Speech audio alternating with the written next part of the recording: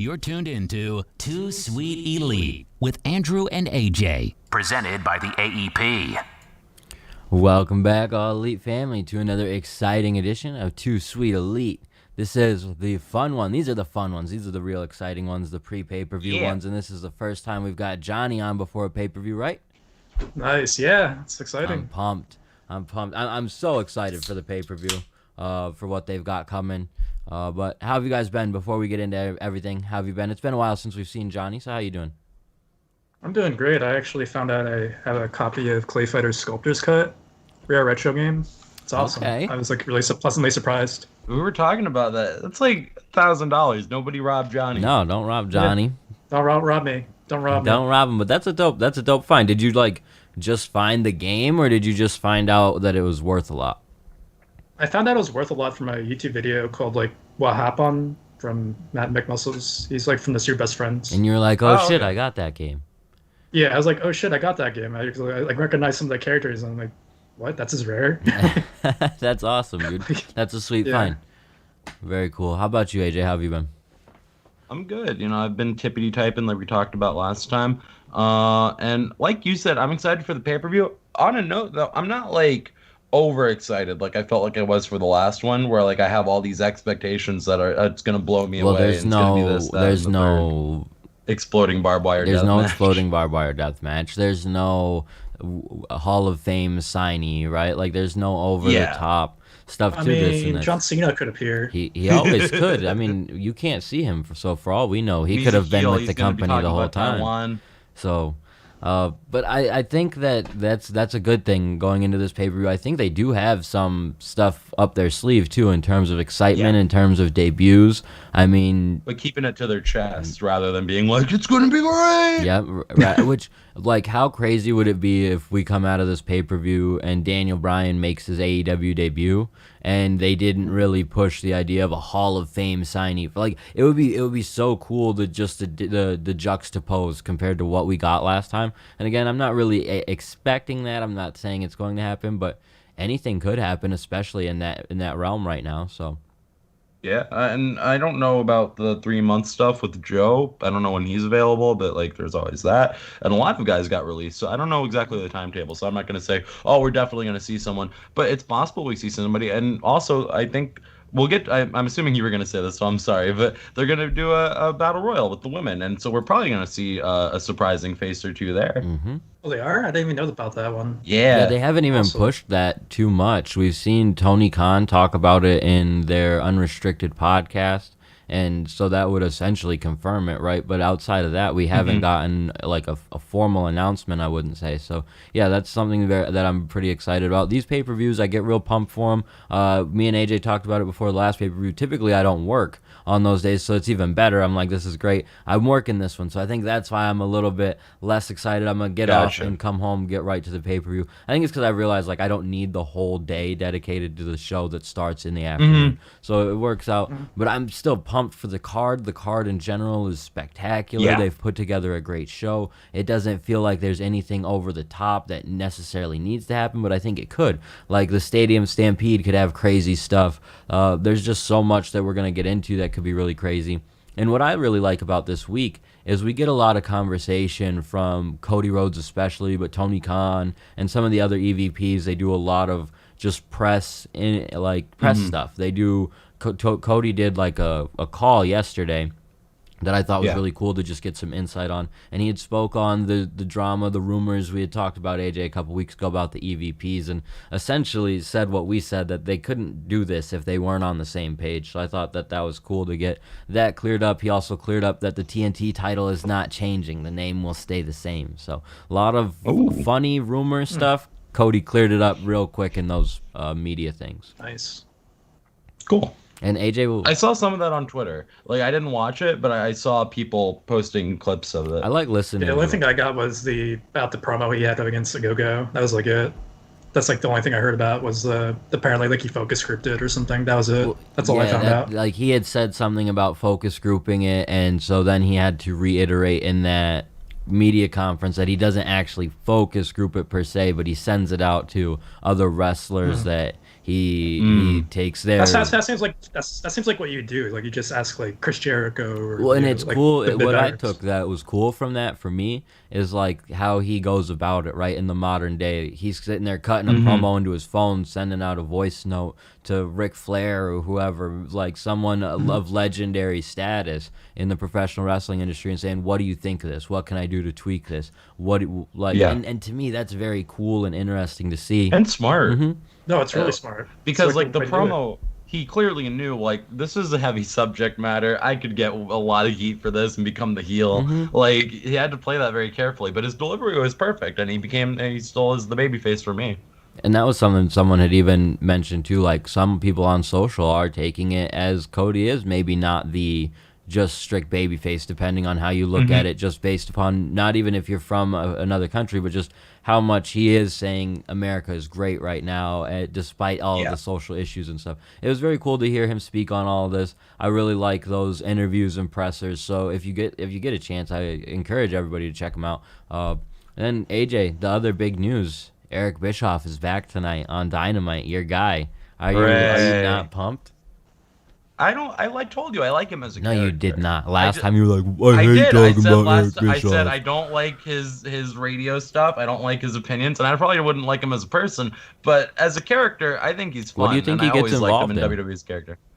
I don't know. I'm assuming like it's always Jericho. It seems like so. I don't want to say it's gonna be Jericho, but it's probably gonna be Jericho, right?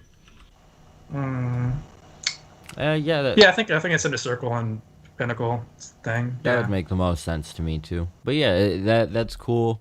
I thought that would be fun to poke fun at you about. And I guess the last bit of news is Rio and Serena Deeb going to be competing on the buy-in.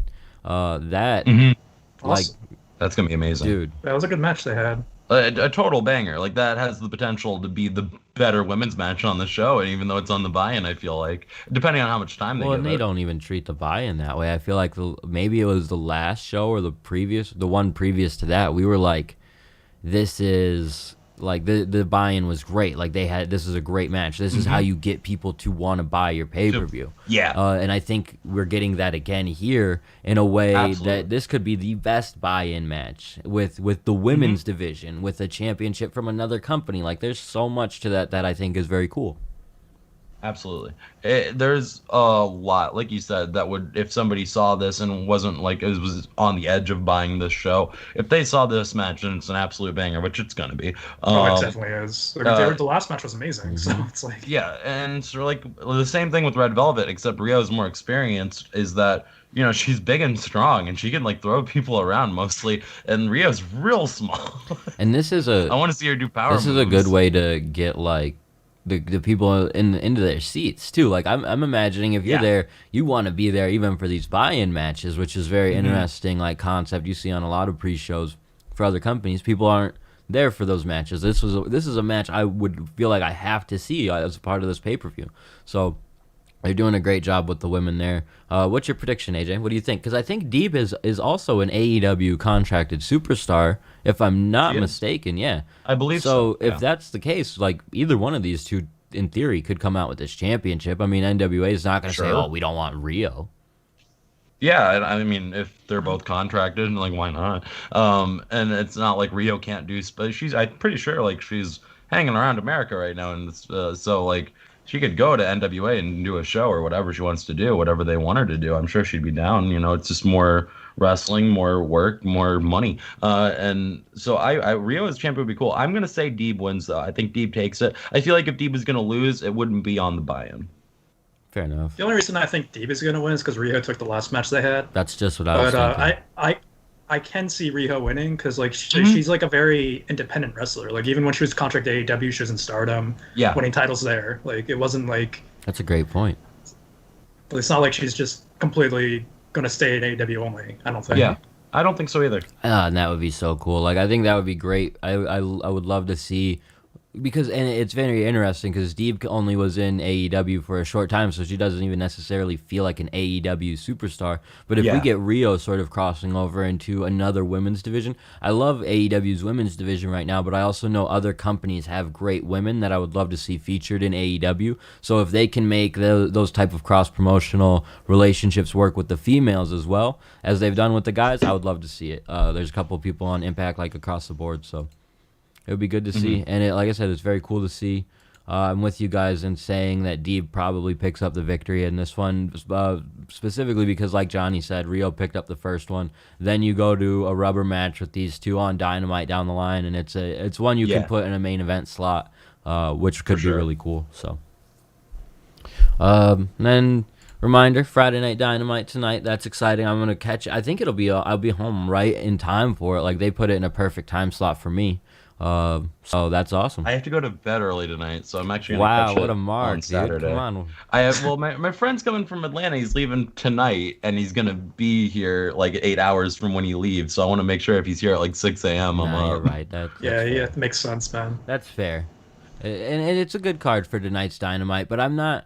I'm interested. They didn't like go out of their way to make it a spectacular card and force people to tune in. Right? It's a good card, but nothing crazy.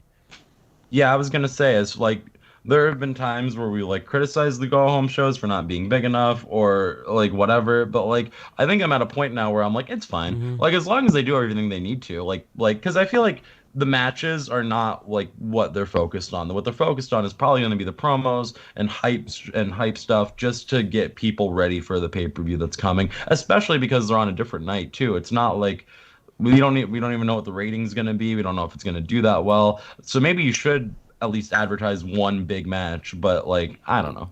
I mean, there's like one big match, and that's just Mira's first title defense. That's not really a big match considering it's versus Dante Martin. What though. a tough spot. I mean, Dante could get a spot to shine there though. So. He seemed like a good worker. He's good. I like him. Should be a good showcase. We know he's gonna win. Oh yeah. Yeah, it's obvious he's gonna win, but it's like. You can have a good show. I'm excited to see Janela versus Hangman on this card too, and also the one thing I'm really excited about is this is going to be the first instance of new energy in that AEW arena. As I know they're not going to have a full crowd for this show, but they're going to have fly-in fans for this show who are coming in for the weekend, who are there for that Friday night show, and I think they're going to look to give fans like an electric show based upon the card might not look too crazy, but they're going to have just a audience for once, a bigger audience that's been growing, and I'm excited for that. And I think it's going to be an electric feel. I think we're going to feel it because it's going to be people pumped up for the pay-per-view. I think it's really cool. I think it's going to be cool that they're able to do this now on pay-per-view weekends with a Friday television show, then Saturday the Fan Fest, and Sunday the pay-per-view. I think that's pretty dope. Yeah, no, I think like they're playing this very smart, and they should do this with their pay-per-views in general. I feel like it's, and like I don't want to say it's a WWE move. I want to say it's a smart move because like WWE does the Fan Fest. They do like with their big shows. They've been doing the Fan Fest before AEW. They did StarCast. Oh no, I know. But like consistently, because like I do recall like there were shows where it felt like I have more of a reason to go to this one versus this one that's coming up in 4 months. Like, oh, this one's in Vegas, this one's in Baltimore. It's like, Oh, yeah, I understand what you're saying. You really need to incentivize people to come, and I think they're doing a great job with that here, especially for their first big return. Well, I think they have to like just like keep the turnout, like start off strong. You get to start off so strong with like going back to live events. You have to start off so strong. Everyone wants to go out. Yeah, because also it's Jacksonville. I've been to Jacksonville. You've been to Jacksonville. I haven't been to Jacksonville actually. Oh, you haven't? I haven't been to amazing. North Florida. I've been to Central Florida, but not North Florida. It's cool, but like it's a beach, like and it's everywhere in Florida's a beach. So exactly. It's definitely going to be an exciting feeling, and I think just having the fans in attendance for this pay-per-view is going to be really exciting and fun as well. So yeah, I'm pumped to have a full crowd. I'm pumped to just get that electric AEW feel once again. It's something that was big as AEW had begun, and it's something I've heard in a lot of these interviews that I'm interested to see how the superstars react to that moment of just being in front of a full house again. So, AJ, you mentioned the Casino Battle Royale for the women. What's your pick? Who do you got? If you just off the top of your head, we don't know who's announced, but we know that there's some women who have been doing really well. Ty Conti, what's That's what I was thinking. There's the Chris Statlander. Chris Statlander. Jade could, they could want a hot shot her to a title match, and this is one way to do it without having to have a huge match. I think Ty Conti had a lot of build going, and I think you can get it back if you put her in a spot. Even like, just let's the say final Britt Baker four wins in the this title. spot, I feel like. Yeah. Rosa. Like, let's say Britt Baker wins. That's another. They have a match already. Rosa could too. I was thinking about Rosa in general, or like last show. So Rosa definitely is up there. And Rosa makes sense actually, because if Britt does win the title, that Rosa versus Britt has been the blood feud, right? But they're also building up Rosa versus Deeb, I believe, right? Yeah, that is. Yeah, they are. So I mean, they could do a lot of cool stuff. They've got some great women now in that division. Once again, that's why I feel like this women's battle royale. I think the first one they didn't go over very well. I think this one's going to be spectacular. I think they've already done like. I think this is where we could see some Impact women brought in just to have an opportunity. Mm-hmm. I think this is where we could. I think it's gonna be an interpromotional winner. I'm gonna say it right there. Like, and I think it'd be like even Tokyo Joshi if they bring someone over. That would be so cool. I don't know. that would be cool. And what if we get Maki Ito? What if she comes out? Yeah. I'm not saying she's gonna win, that'd be awesome. but they fly her out. I don't know. I'd love That'd that. be a great surprise. I think she might make a cameo. That would be a I spectacular don't know if she's gonna win, surprise. but she can make a cameo. Oh, with a full house. All we want is her too, singing dude. on the entrance. Like, we just want everybody freaking If out. she's over 21, Maki Ito if with a she's full entrance capacity 21, that would be as maybe not as good as it could get, but I feel like pretty much as good, equally as good as it could get in terms of I agree. surprising new faces. Again, we've spoken about the 90-day no compete with WWE and some of those released talent. I know people want to see the Iconics. I'm not betting on it because of the no compete, but who knows? Mm-hmm. Yeah, I think a no compete, unfortunately, but I do think they'll show up in AEW at some point just because Sean Spears' connections. Oh yeah, I think and they're talented, right? Like the they're good. connection for sure. They're I've never talented. They're really- beautiful. So I mean, it just makes sense. I think. I never really saw them wrestle, but I saw their promos, and I was like, these girls are really charismatic. I'm speaking more on the promo stuff and the charisma. I know that they were serviceable in the ring, though. So I know Peyton Royce improved a lot, like over the years. yeah. So I'm definitely pumped for just the Casino Battle Royale. I don't know if that's going to be on the buy-in or not. Maybe that's why they haven't officially established that matchup where they want to set it. But yeah, I think it would be very cool. I think there could be some very cool surprises coming out of that. So, I almost will be surprised now if Maki Ito doesn't show up, just because to me it makes all the sense You in kind the of world. built me on that. You have a full house. They've shown that they love this character already. If you can do it, I feel like Tony Khan's gonna do it. So I think she works better with a live audience than she does with a pre-taped. yes. So, it would be just something great. So let's go ahead and talk about the Double or Nothing card in general. We've gone over the buy-in for the most part. Let's start with the Cody Rhodes versus Anthony Ogogo. Who do you guys got winning this match?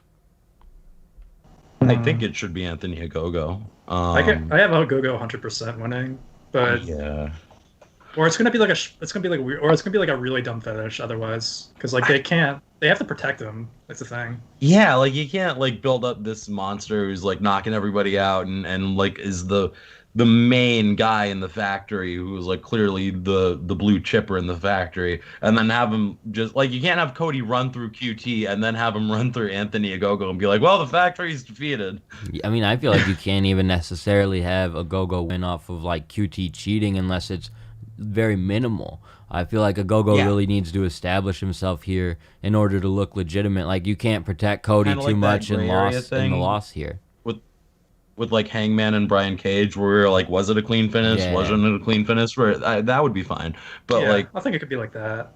yeah, But- and I really hope Anthony Ogogo wins, because Otherwise, it's John and I Cena, hope he man. doesn't It feels suck, like too. just like a John Cena versus like It really does. Umaga when you built him up to be this big guy. Then you go on pay-per-view and just crush him. It's like no matter how good the match is, Ogogo needs to look great and come out in victory, I feel like.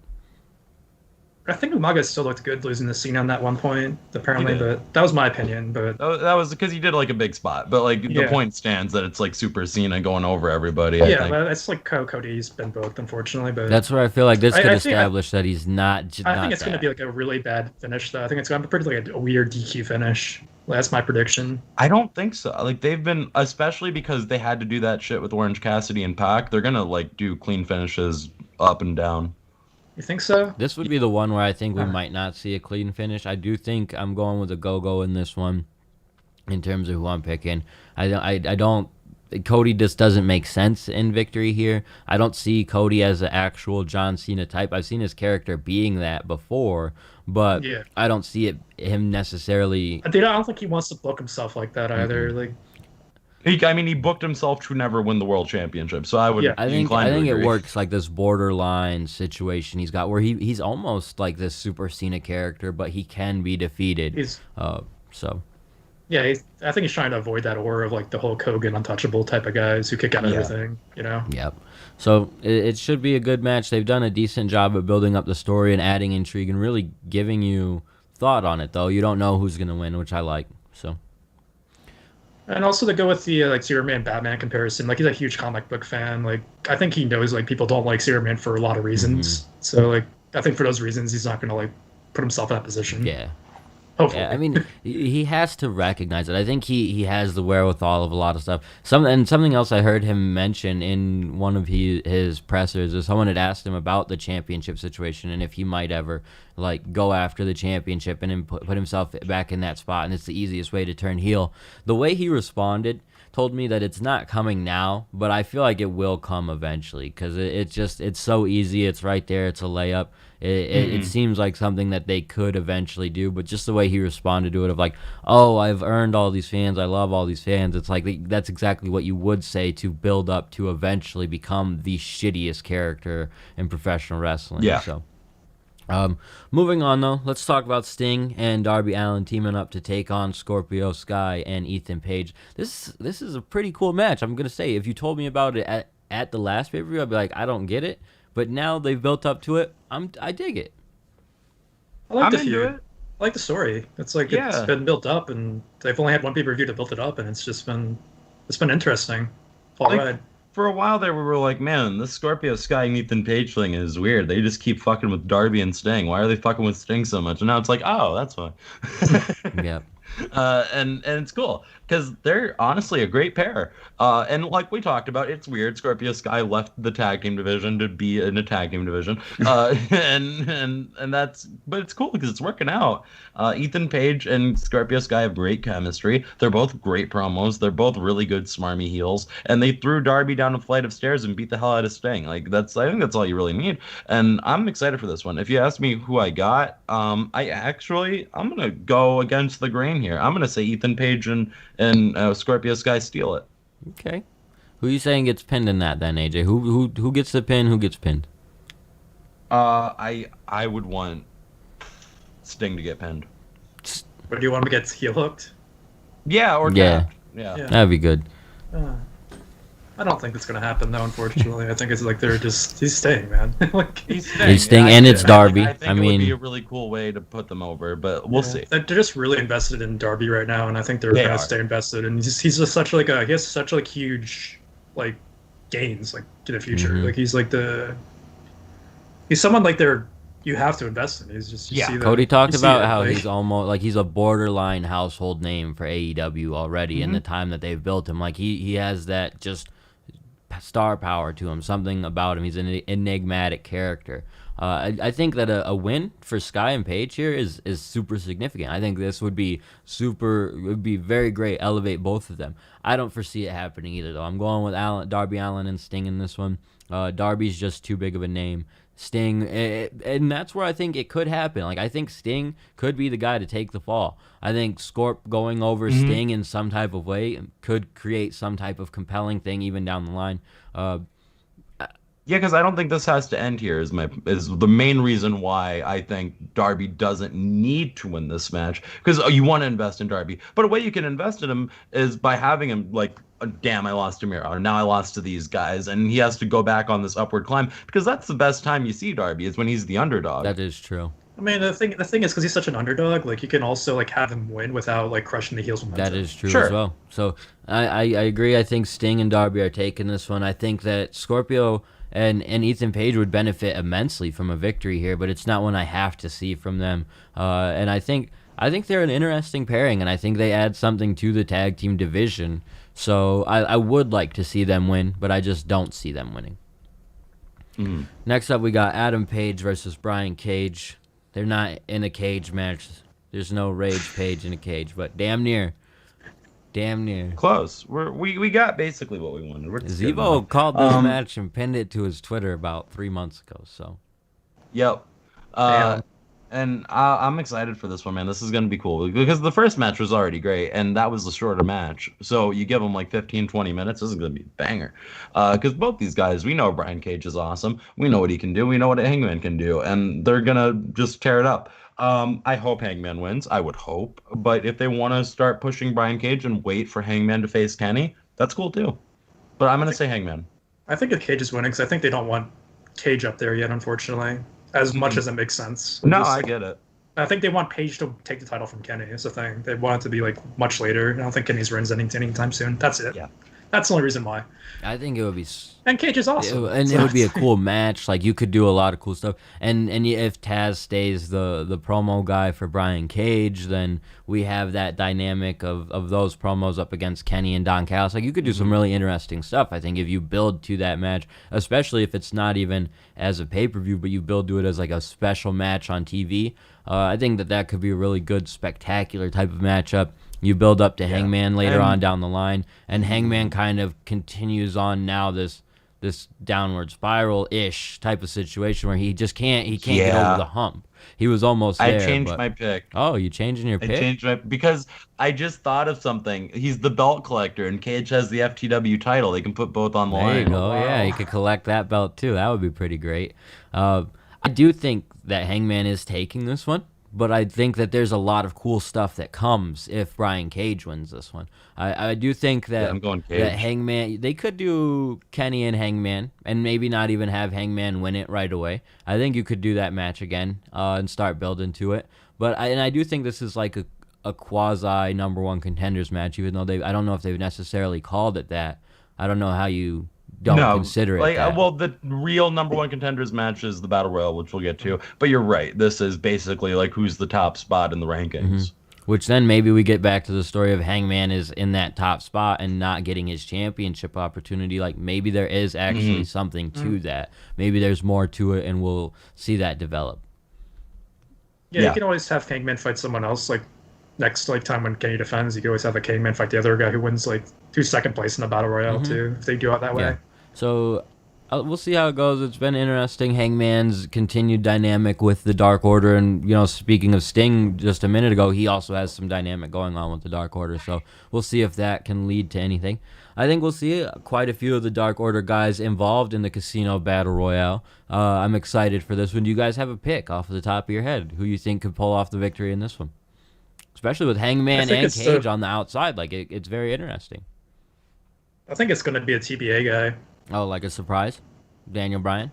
Or it could be. It's definitely a Christian or a TBA guy to me. I was gonna say the same thing. But I don't Christian know. makes I think it's sense. more interesting to go with a TBA guy though. There's only two people that I'm seeing that I think could do it, and one is weird, and the other is Christian. What's the weird one? The other one is Matt Hardy, because they haven't done anything with Matt Hardy, so maybe they want to do something with him.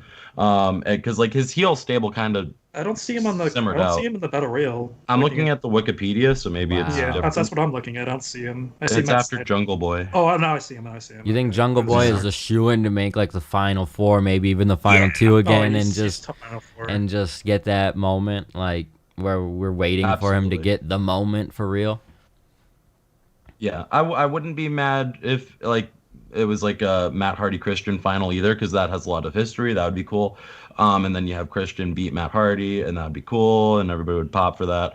But like Johnny said, Christian and Matt Hardy in the finals of the Casino Battle Royale. That's what you want. I know. You know what Joseph would say? I just think the crowd would like it. That's like a ECW Battle Royale finale right there, dude. You're right. But you know what I'm saying.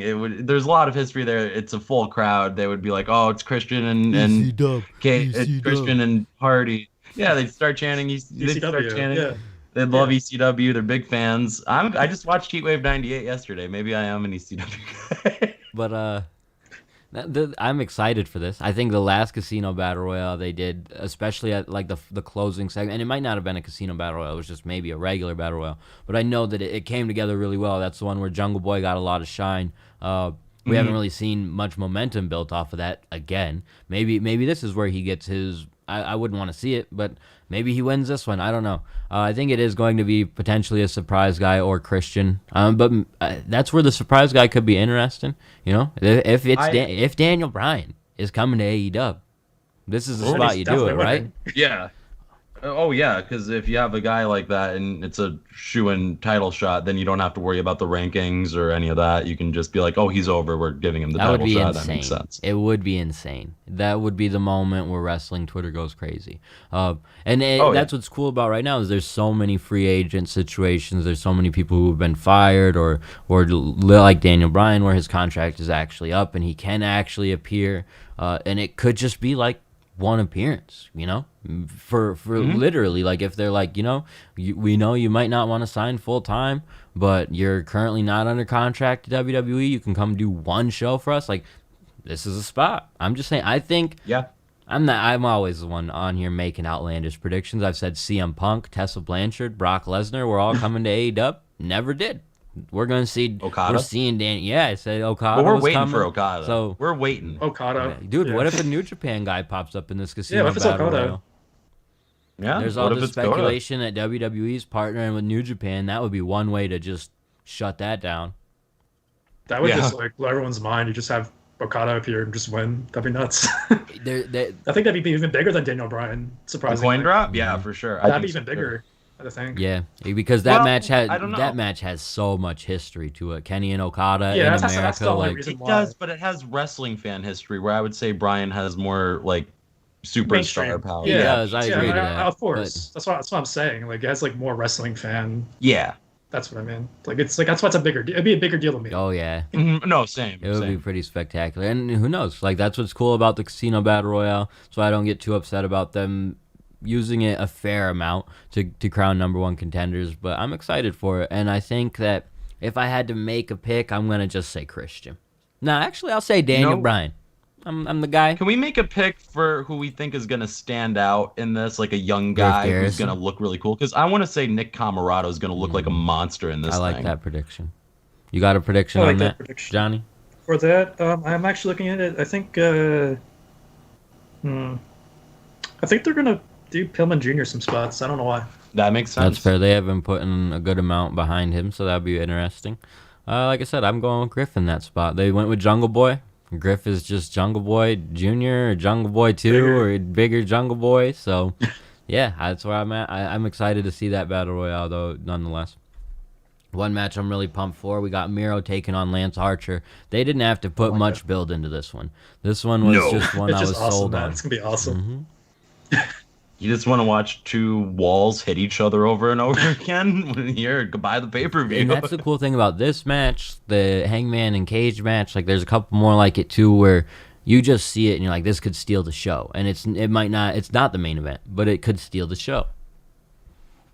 Yeah, no, absolutely. Because let's not like bury the lead. Not only are these guys big guys, they're athletic guys. Like Lance Archer does diving crossbodies and walks the ropes. Miro can do some of the most amazing shit that we've like seen from a guy who's built like as wide as he is. He's like as for his size, he's not as tall, but he's kind of like Brock Lesnar built. You know what I mean? Where he's just stocky. Yeah.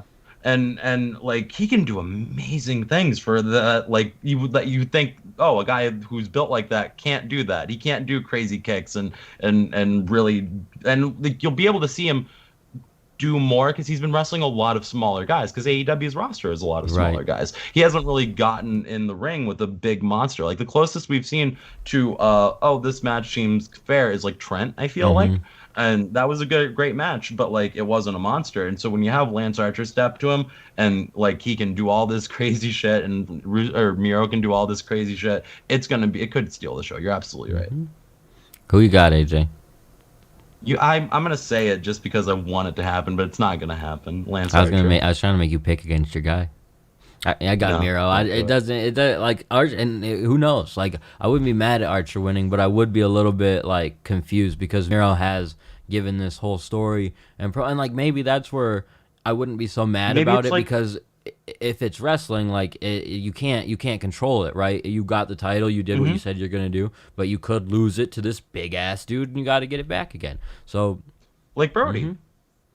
so who you got, Johnny? I'm 100% going with Miro, unfortunately, because like he's I my get it. boy. He's my boy. Yeah, man. He's dude. my boy. I get it. He's Lance my Archer boy. is my boy. I get. We all have to And pick our then, yeah, boys. this is a tough one. These are both my guys, but I'd have to pick Miro over Archer if I went with one. So I've been Rusev Day strong for a long time. So now that he's got this opportunity, and that's what's cool about this match is like this feels like a big match, feels like an important match. I can't say he got many of these in WWE in his run. I didn't pay a full attention to his run, but to have a match of this level of significance is really dope. So I'm excited for it. Man, I was a rock and rave infection. And they guy, just put it so- together, dude. Like it did have some inherent build with Archer alluding to wanting it, and then Miro just kind of sweeping in and snatching it. But you didn't have to do much with these guys to make this a match that I'm excited about. So I don't know what they're gonna do with this. There might be like I might have said Ogogo versus Cody was a DQ match. I think this might be this might be a weird draw match. yeah, I think I don't I know. might have said A draw would be cool here. Was this the one Yeah, I Because it, said? it makes sense. Yeah. You did, yeah. It would be cool to see these two just beat the brakes off each other, and then you're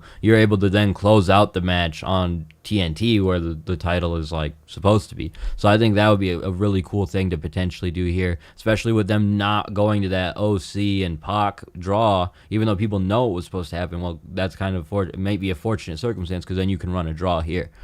That could be pretty cool.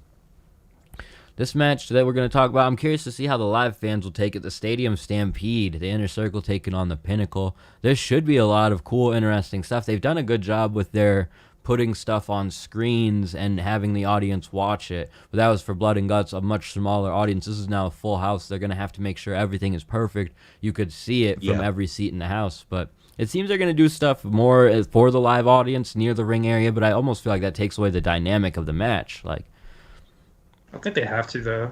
They have to like interact with the fans. Yeah. Like how much did they do near the actual ring in that Stadium Stampede? Really not a lot, right? Like Yeah, but that was all like they had no crowd for Oh yeah. Yeah. I agree. That's what makes this just an interesting match and what they're going to do, how they put it together. It might just be a ton of just fighting in the crowd, but that would be interesting to see in the COVID era. Like we are getting past it a little bit, but I don't see them fighting right in between thousands of people. So Yeah, they're not gonna fight in the crowd, but I think they're gonna fight like I think their finish is gonna probably be in the ring. As weird as that sounds. Like I said, there's a lot of things you could do with the Stadium Stampede concept. Like, you don't have to do like a DDT style street fight with it. Wait, am I under the wrong impression? Doesn't the Stadium Stampede take place in the big ass arena, like the Jaguars arena? Are they in that arena this show or no? Well, It's, no, like, they're not. But they connected. weren't last time either. isn't it connected? Like Daly's No. place is connected to the stadium. I don't think so. I'm like thought it 90% was. sure that Daly's is Okay, connected to maybe the I'm wrong stadium. then. Yeah.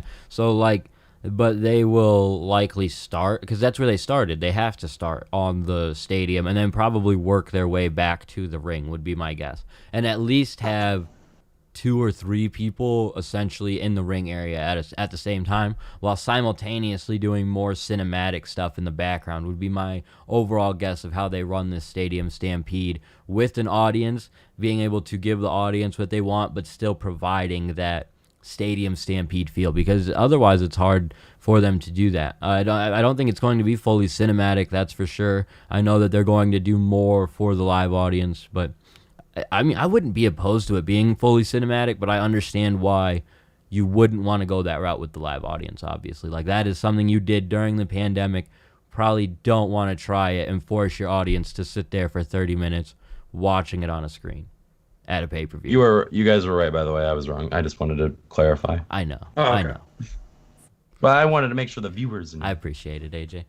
You made me question that. Who do you got, Johnny? I have Who do it. you got in this one? I had a time to think about it. Like originally when I heard the stipulation with the disbanding, I was like, Inner Circle has to win, and then I thought about it some more. I'm like, I think the Pinnacle wins, and that's because I think the Inner Circle, like, they don't need to stay together to have spots on the card. That's true. We were talking about that, yeah. Like, we were talking about like the worry of them getting lost in the shuffle now that They the wouldn't. roster is a lot bigger. But I don't like you said. It might not even be they might not. Well, I they have think those. the only guy I'd worry about is maybe Hager. That's it. Like My the worry rest would of be them, Proud and they're good. Powerful. No, I think they could 'Cause slide the into the tag team tag. division is so It is, but they stacked. could slide in there because they're such a great team and they have that established history, just as Jericho's guys. I almost feel like being in the inner circle has held them back from getting the full Yeah, opportunity they I think should they're have. better than Jericho. I think they're like really good by themselves. Like I think like they don't need Jericho. Or maybe like bring in another guy with them as a trio, or even a female like they had in the past as a trio, like a group Mm. like that. But what they've got going on in the inner circle hasn't been bad for them. I'm not saying it's hurt them at all. It's kind of familiarized fans with them more. But if they were to split off now, it wouldn't be bad. And I think that would be almost more just compelling content for us as fans. Like what's going to happen with Sammy, what happens with Pride and Powerful. I mean, maybe those three stay together. That wouldn't be a bad trio. Jake Hager, what happens with him, what happens with all these guys. What Jericho might go on tour. You're not so reliant upon Jericho with them. Like I told AJ, I would love to see this happen, and maybe not because Sammy turns, but then have Sammy turn and immediately have a feud with Jericho. I think that could be like there's so much more you can do with them separated, and also establishing the Pinnacle as the group in AEW, the set of bad guys. They will now go after all the titles because that's what they want to do. Situation, rather than continue this feud with the inner circle that I think a lot of people thought was just going to be one and done with the blood and guts match. Yeah. I I'm really torn. I want to say what Johnny said. I think it's going to be the Pinnacle and that these guys are going to be fine. Jericho can take some time away. He can come back and maybe go for the title again. Yeah. I I'm think going to go we're all Pinnacle. sold on the Pinnacle winning this one right now, which probably means that the inner circle will win, and it's not a bad thing. I'm not against them winning. I just think that in terms of like a good story and really establishing the Pinnacle, and that's what tells me it even more the more I think about it, is like they're not going to let this be a 50-50 scenario because that's what we're used to in professional wrestling. The Pinnacle's probably going to win because they're going to be the freaking guys. Like there's a reason for that. So if not, I'm not mad at it, but it's almost similar to the Agogo situation where I've liked the inner circle for a year. I love the group. I don't want to see them disband, but the Pinnacle only has one victory as a group. I don't want to see them lose already. Unless it's Sean Spears. Shut up. He's going to get the win. He's going to beat Jericho clean. I'm just saying. Unless it's Sean Spears. Let's talk about tag team title match. We got the Young Bucks with the Elite and Don Callis teaming up against Moxley and Kingston. This is another great situation where they paired two people together. That just makes 100% sense on paper, and now we have a great tag team title match out of it that AJ didn't think was coming. I didn't. And I want to say, my opinion has changed greatly. I think Mox and Eddie could totally win. I don't think they're going to because the Young Bucks are the greatest tag team of all time, Andrew and Johnny. They're the best, and nobody can beat them because they're kings of wrestling. Are you done? Damn. Yeah. And I mean, you got a good point. The Bucks have been great. They've been on a solid run. This match I'm really interested to see. And again, going back to the Cody Rhodes interview I listened to, he's talking about how these guys put on such great matches. They do such different stuff. But they're not typically working with guys like Moxley and Kingston. Like, how will they transition their style up to working with two guys that you might see more predominantly in singles, heavyweight, brawling type situations, now paired up against the best tag team in the world? I think people have this idea of the Young Bucks that like, oh, they don't do psychology. They can. They just They do. They can. Mm-hmm. They can do whatever. They can do it all. I really do feel that way. And that if they're wrestling any kind of opponent, they can match and equate to their style and make a great match out of it, while not for betraying what they do normally. Like they can still do super kick parties, and we've like. But it's tough. Like, Like we've seen there's them a lot wrestle of the their moves that Briscoes. they've got that I don't know. In maybe even just wrestling mind or fan mind, like can they do their finishers to Eddie Kingston? Like can they get him in the pile driver position with him being such a bigger character than them? I think How many so. bigger? I mean, so. yeah, and yeah, fair enough. I just think it's an interesting dynamic them up against these two. Just in it's It a is. much different style than we see from these guys, and maybe that's why they're doing Mm-hmm. it as a point to like prove like, hey, we can do this other stuff too. So. Yeah. Yeah, it's gonna be a fight, which is like actually kind of weird saying like from the Young Bucks perspective. Like I think they're actually gonna like be able to do it and pull it off. Because it has to be, right? With the mocking they've done of Moxley and Kingston, and Mox and Kingston's just situation since the last pay-per-view. It has to be more of like a brawl than a high-flying great match, I think. So And I think for that reason, Mox and Eddie are taking it. I don't know if it's gonna be like a long reign. It could be like a really short reign, but I think like they just have to. If it was a long reign, I wouldn't even be upset because like Hangman was awesome. So they also need something for Mox and Eddie to do. Yeah. Like, if like Kenny's gonna be champ and they can't fight for a title, I don't know if they are. Like they need something for them to do. They are getting into a position now where they're it's a good problem to have, but there's only so many guys who can be in that main event conversation for a specific amount of time, and it doesn't look like Mox really plugs in there. He very well could at just about any point in time, but we've named like 3 or 4 different people we could see challenging Kenny. Yeah. So where do you put Mox? Mox also doesn't feel like he challenges for the TNT title. Wouldn't be something I'm against. But again, there's 2 or 3 people I could see challenge before him. So it could make sense for him and Kingston to win the titles here. If I had to pick, I would put my pick on the Bucks. But I wouldn't be mad at Moxley and Kingston winning. And there is a lot that makes sense to those 2 winning. So.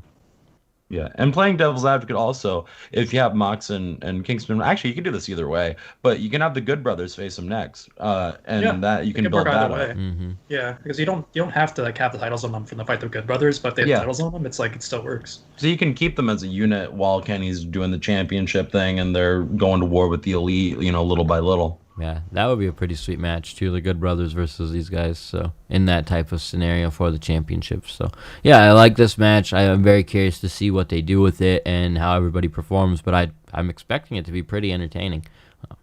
And then the women's championship match, we got Hikaru Shida defending versus Britt Baker. She's been champion or will have been champion at this point. Now she's been champion for over a year. So yeah, Shida's had an incredible run. I think every pay-per-view we've probably gone into it thinking, yeah, she's probably going to lose. Like, I mean, every pay-per-view, AJ, I feel like we've gone into it thinking, yeah, she'll probably drop the title to whoever she was facing, Nyla and previous, like, can't remember off the top of my head everyone. Until she started talking about how I want to be a champion in front of a full audience, yeah, you're right. And then I was like, oh, that makes a good point. But, and that was recent, so it's not like it's been a long time. It was like the last pay-per-view she said that. I wouldn't be mad at them letting her win, like, retain once in front of a full crowd, and then you get Britt a rematch down the line, and Britt wins the title on TV or something. Like that's where I don't think she has to lose here. I think probably Britt wins, but that's what's cool about this match. I agree. I think I'm gonna be totally honest. If you give Hikaru another year with this belt, I would be like, that's a good idea. I wouldn't be mad about it. I would be like, that's smart. They've introduced enough new challengers for her and enough new, and she could even run back some matches with previous challengers like Kai and stuff. That it wouldn't be bad because she did such a great run through the pandemic era. Now give her a great run through the era with fans. Britt has established, sort of similar to Cody, I guess you could say, that she doesn't need the belt. She can be a very compelling, entertaining character without it for this whole entire time. So, that said, I got Britt. I think it's her time. I think the heat is right. This is what we do, though. This is exactly what I'm talking about. It's exactly what we do, but I gotta say it. I think it's her time. I think she's ready for the title. I think she's ready to be like this heel dominating figure in the AEW scene because she's already been, but now she'll have the title and nobody can touch her, and she'll just be taking all comers and running away from Thunder Rosa until that match happens, and that'll be a huge match. So I'm gonna say Britt Baker for those reasons. But if Hikaru wins, like you said, cool. I can see. I think I can see your point, Andrew. Like that.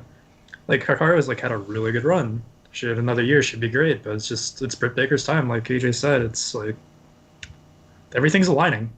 There's no better time for it. It feels like the stars are aligning for Britt Baker. There's no better time for it. That's fair. I do wonder how else you could potentially build it up much better than it's been at this point. And because Britt is someone that I feel like is getting a lot more recognition over the time that AEW's been around. I don't know. I wouldn't say that Britt's made more fans for herself than Hikaru has over this time, but they're both very much 2 of the prominent women in the division. So it's close, yeah. It's very close. It's cool. It's cool though. That division is very exciting right now. I feel like they're in a position where they could put on a couple of different women's championship matches that are potential main event pay-per-view level matches. Like, this is a great match. It's a great match on the card.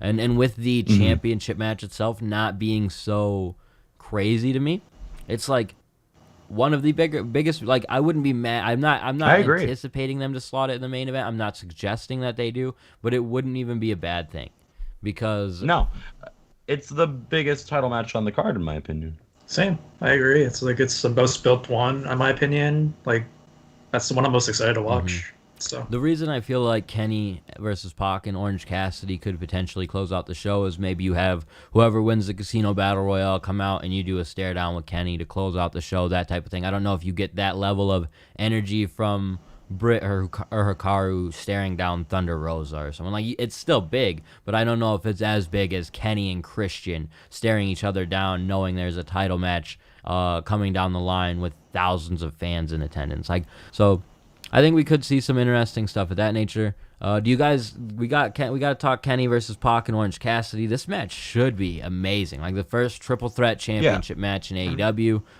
Probably the first triple threat match in general. I think so. Yeah, I think it is the first triple threat. I'm trying to think. Like I think they're. No, I'm pretty there might have been like a women's. Yeah, match they've had multi-mans, but I don't think 3P. I think it's always been I think it's three. like 4. Yeah, like 4 ways. Well, no, I think they might have done one with Darby, Jimmy Havoc, and Joey Janela. Yeah, that was like That's the right. first show. And they also did one with the ring thing. I know they had like a. Oh yeah. No, that was a battle royal. Never mind, that wasn't a 4-way. Adam Page. It was a battle royal that Darby came Allin. down to like the final 2, Yeah, and then was they did Jimmy Havoc, Darby Allin, Adam Page, and yeah, you mentioned Joey Janela. That was the 4-way. First show. Yeah. That was but and that was so long ago too. But to your point, like they don't do this a lot, Right? And this is gonna be a really cool match for that reason, especially because of the guys involved in this match. I would say Orange Cassidy being the weakest link in terms of wrestling ability, but like not in terms like I'm not saying he's shitty. I'm saying like that's. The bar is really high. Yeah, it's Pac and Kenny. Like I don't expect Orange Cassidy to, but I feel like he is going to. But he's someone you can put in that. Look like $1 million. He's someone you could put in that mix and won't probably miss a step, right? Like he can. They will help elevate him. He won't bring them down at all. Like you could put certain characters in a triple threat match with 2 stellar singles competitors, and all of a sudden the match is the shits because that one person brings it down. Orange Cassidy is going to fit in this, and the wheels are just going to keep moving. There's going to be no slow to it. Oh, that's gonna be awesome. I think he's also going to like make it look like he's going to pull it off. Like even if he doesn't win, he's like people are going to believe it. Mm-hmm. So, the live crowd, 100%. I feel like they're going to be on the edge of their seats just for everything. He will have us in the moment of the match. I know he will have me feeling like I want him to win, no matter like somehow, some way. And on the outside looking in, like I don't really want him to win. Like I love his character and everything, but by the time the match gets going and he's getting beat down and he does everything he does, and they get the moment where he's just going crazy and it looks like he's this close to winning, I'm gonna be there for 100%. So that's what I love about Orange Cassidy is he adds that element to this match where then we got Pac and Kenny. Like this is a really, really good match. This is a great match. Like they could do some really crazy stuff. I'm excited about it. It's interesting, right? This is probably not something you would see in WWE where Pac and Orange Cassidy have this potential to be like main event guys, but they would bring in a heavyweight. They would almost do what me and you had suggested, AJ. Show. They wouldn't bring in like Santino. Yeah. They'd bring in Big Show. They would bring in some big superstar to kind of make things feel like larger than life or whatever, or feel more competitive. But I do feel like there's a chance Pac or Orange Cassidy, more so Pac, steals a victory here. And it's a short title win. But I don't know. I think overall it's most expected Kenny wins this one, but they could do something different because it is a triple threat, and that's what helps this match to me. We were talking about it when they were going to do the number 1 contenders match. I wasn't loving Kenny versus either of these guys in a singles capacity because there was almost nothing that made me believe they could win. The fact that they could pin each other tells me that they could win. That you took the words out of my mouth. Like that's the exciting thing here is that Orange Cassidy could pin Pac. Pac could pin Orange Cassidy. Like anything could happen. You could they could both team up on Kenny and just beat the shit out of him and be like, okay, let's wrestle now. What if? And, What if? And I highly doubt this, but they have the star power to do this. They have the where they could leave the situation fine. Say Kenny is like outside the ring, Pac and Cassidy are brawling. Andrade comes out brawling with Kenny, so then he costs Kenny his championship, and then you have a way to set up. You let Kenny go feud with Andrade a little bit, create some type of situation with AAA. There's stuff you can do that could be really compelling coming out of this. That, again, I'm not anticipating it, but that story in and of itself, like, it's a reason for Kenny to lose the belt. You allow him to go and build a feud in AAA for a little bit where you don't have to have your championship away while it's being built, and you do some cool stuff. I don't expect it, but it could be done. You could put the belt on Pac, and I wouldn't. How did we forget about Andrade when we talked about the Because Battle they've Royal? already got him set up for the AAA title match. That's true. So that just makes me, like, I mean, they could do it. He could be a surprise entrant, but I wouldn't buy him winning just for the fact of they've already got one match. And if Kenny was dodging him, right, like the story was that Kenny wasn't trying to defend the championship against him, then you have Andrade show up, win the Battle Royal, and you have something really cool there. But nonetheless, yeah, I think Kenny probably wins this one, but there's some cool stuff you could do where he doesn't have to win it, and that's what's important. Yeah, I think there's a little bit, it's actually, like, even though, like you said, it's like Kenny's like the huge favorite, but like you said, like there's a lot of interesting things you go with it. And like I also wasn't like interested in this match until like they drew. Like I think I mentioned in the Blood and Guts review, I wasn't as hyped. And then now I'm hyped. So. Yeah, the only letdown I have, and I think it's going to be addressed tonight, is that they really haven't built Pac to be a part of this match. He doesn't. He cut the promo and stuff, but an important play. Yeah, he cut a promo. Like that's the thing is, he has history with Kenny and he does already. But like they needed to put him more involved, which I think they will tonight. Yeah, that's my hope. That's my hope. Is like even if he lays out Kenny, I think that would be great. I think that's what's going to happen. Is just going to have like Death Triangle come out and beat up best friends in the Elite or something. I don't know. It's like. I think it would be good for Pac, especially to look strong going into this one, especially because he is the one that I would say could come out of this as champion, and it would be okay. Absolutely. It would be a smart thing, maybe not smart because Kenny is a great champion, but it would be an okay thing to do to put the belt on Pac temporarily. So I would like to see him look a little bit stronger going into the show. It's a cool match that they've built up. One-on-one, Kenny versus these guys, you know it's going to be a great match, but you're just not as sold on it. For some reason, adding these three elements, it's like, I feel like it's going to be an even better match. And, like, that makes sense. It should make sense because they're three great talent. But, yeah, I just feel like they're going to do some amazing stuff. Three really creative guys in professional wrestling that, similar but different, have a lot of popularity to them. Like, this is a cool match that I wouldn't have even booked myself probably, but is awesome to see.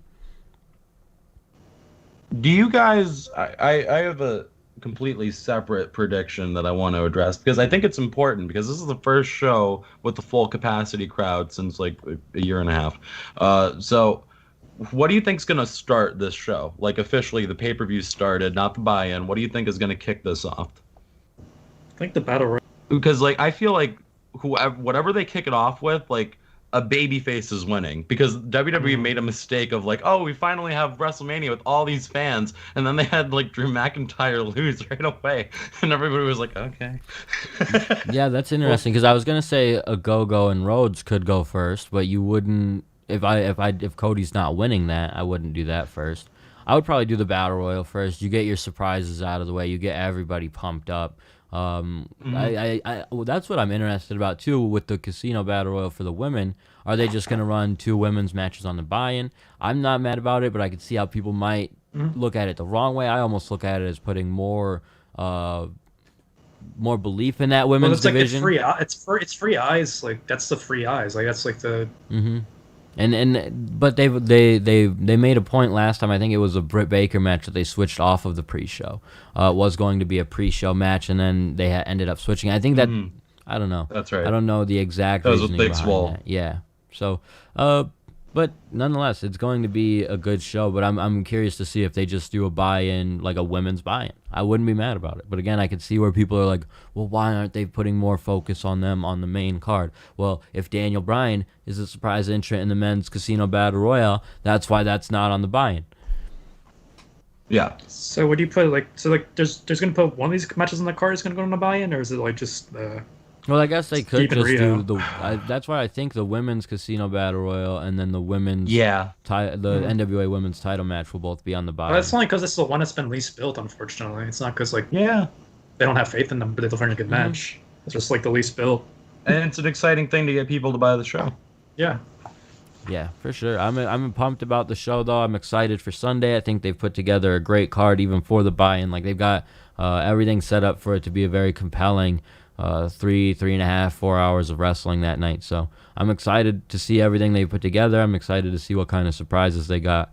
Is there anything I forgot? Any type of predictions we need to make that I didn't think about? I mean, we talked about some potential surprises, potential debuts. What do you got, Johnny? I forget anything? I don't think there's anything big that there's a storyline, but I don't think that's gonna happen on pay-per-view. That's it. You guys think this is kind of off top. Do you think in the match with Scorpio Sky and Ethan Page, the Dark Order is gonna get involved? I don't know, because I don't see a reason for them for to. Weeks. I don't. They're probably focused on the Battle Royale. Mm-hmm. That's true. Yeah, I think that's probably the. They might have a post-match thing, but I don't think during the match. No, I kind of meant a post-match. I mean, that could be interesting. They're beating down Sting, and then the Dark Order come out or whatever, make the save again. Yeah, I could see that. Because they do that. I could see that for sure. Actually, I feel like that would be a good payoff to all this Dark Order Sting stuff. Yeah, exactly. In front of a full crowd, you can sell people on that really well. Yeah, I think you're right. I think that could be something we see for sure. Like I said, I think there's going to be a lot of surprises. I think they're going to play in heavy to the fact that they have a full house, and we'll look to deliver for that full house, and we'll give them what they're expecting, like big, cool surprises. So, I don't know. We will see. They're not promising Hall of Fame level talent, but I'm calling for it. I'm swinging for the fences. So, fingers crossed. Alrighty, that wraps everything up. AJ, let them know where to find you. Actually, we'll let Johnny go first. Johnny, let them know where to find you on social media. On Twitter, my name is iJohnnyD. iJohnnyD. It's a stand account. Will you be talking about the pay-per-view at all on Twitter, or are you one of the guys who just sit and watch? I usually sit and watch with a group of friends. So I don't blame you. He's gonna casually. I wonder how people are so good at doing both, watching and typing. Yeah. And if I do it by myself, I can. But if I'm hanging out with friends, I don't really. I can't do that. It's tough. How about you, AJ? Let us know where to find you, and then we could talk about. You can follow me at AJ the Fitzy, and you can follow me on Instagram at AJ the Fitzy, and I'm gonna try and tweet on not only my account but also the Too Sweet Elite account during the pay-per-view. Yo, let's try for the first time, AJ, and it might not work, but let's try for the buy-in. Me and you doing a watch along. We won't have it on the screen or anything, but we'll just watch it. We will watch the same video. That way we're on the same spot and talk about it. Could be fun. Could be fun, compelling content. Very compelling. But no, it should be interesting. As we see, you'll get to see us mark out over Maki Ito. So join us for that. Yeah. That'll be on Twitter and YouTube on Sunday during the buy-in. You could chat with us. Let us know what you're thinking about the show as well. Catch the podcast on Facebook at facebook.com/AllElitePod. We're on YouTube at youtube.com/AllElitePodcast. You can find us on Twitter at All Elite Podcast. You can find me on Twitter at Too Sweet Elite, where you'll find any of my writings for WrestleJoy and other things of that nature. Otherwise, we will be back on Tuesday. We'll be back right after the pay-per-view, AJ and I will, to discuss the pay-per-view and give you our thoughts on it. So, thank you for tuning in.